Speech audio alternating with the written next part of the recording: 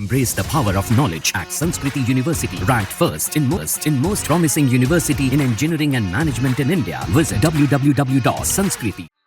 भारत के James bond ने ऐसा क्या किया कि चीन ने हार मान ली? ये सवाल हर किसी के जहन में आ रहा है क्योंकि चीन ने गलवान घाटी से अपने सैनिकों को हटा दिया है। हैरानी की बात यह है कि भारत चीन के रिश्ते गलवान घटना के बाद और तल्ख हो गए थे।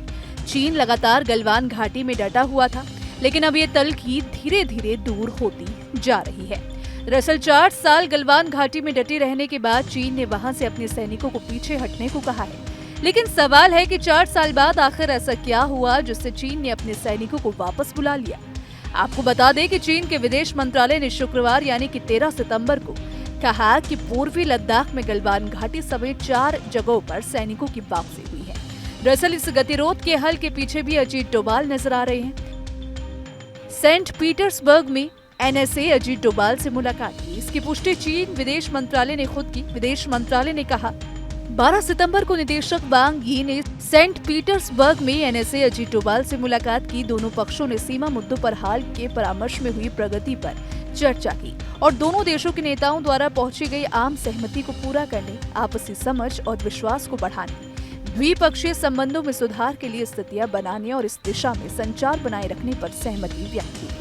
विदेश मंत्री एस जयशंकर की इस टिप्पणी के बाद कि भारत और चीन ने पूर्वी लद्दाख में अपनी विघटन समस्याओं का 75% समाधान कर लिया है। चीन ने शुक्रवार को कहा कि दोनों पक्षों ने पश्चिमी क्षेत्र में 4 क्षेत्रों में विघटन को महसूस किया है, जिसमें गलवान घाटी भी शामिल है। चीनी विदेश मंत्रालय ने कहा कि सीमा पर स्थिति आमतौर पर स्थिर और नियंत्रण में है। अब ये सवाल कि चीन क्यों पीछे हटा? दरअसल सरकारी न्यूज एजेंसी शिन्युहा के अनुसार चीन की कम्युनिस्ट पार्टी की केंद्रीय समिति के राजनीतिक ब्यूरो के सदस्य वांग ने इस बात पर जोर दिया कि अशांत विश्व का सामना करते हुए 2 प्राचीन पूर्वी सभ्यताओं और उभरते विकासशील देशों के रूप में चीन और भारत को स्वतंत्रता पर दृढ़ रहना चाहिए। उन्होंने आगे कहा कि एकता और सहयोग का चयन करना चाहिए और एक दूसरे को नुकसान पहुंचाने से बचना चाहिए। वांग ने उम्मीद जताई है कि दोनों पक्ष व्यवहारिक दृष्टिकोण के जरिए अपने मतभेदों को उचित ढंग से हल करेंगे और एक दूसरे के साथ मिलकर काम करने का उचित तरीका ढूंढेंगे और चीन भारत संबंधों को स्वस्थ, स्थिर और सतत विकास के रास्ते पर वापस लाएंगे।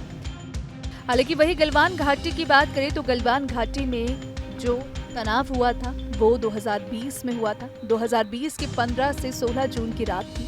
रात में भारतीय और चीनी सेना के बीच गलवान घाटी में एलएसी पर हिंसक झड़प हुई थी। भारत की तरफ से इस झड़प में कमांडर के साथ साथ 20 सैनिक शहीद हो गए थे। हालांकि चीन के कितने सैनिक मारे गए इसे लेकर चीन ने कोई स्पष्ट जानकारी नहीं दी। भारत की तरफ से दावा किया गया कि इस झड़प में चीनी सैनिक भी हताहत हुए हैं। बाद में चीन ने कहा कि उसके 4 सैनिक गलवान में मारे गए थे। तो फिलहाल इसको लेकर आपकी क्या राय है? आप क्या सोचते हैं? आप अपनी राय कमेंट सेक्शन में जरूर बताइएगा। वीडियो पसंद आए तो वीडियो को लाइक और शेयर करना ना भूलें।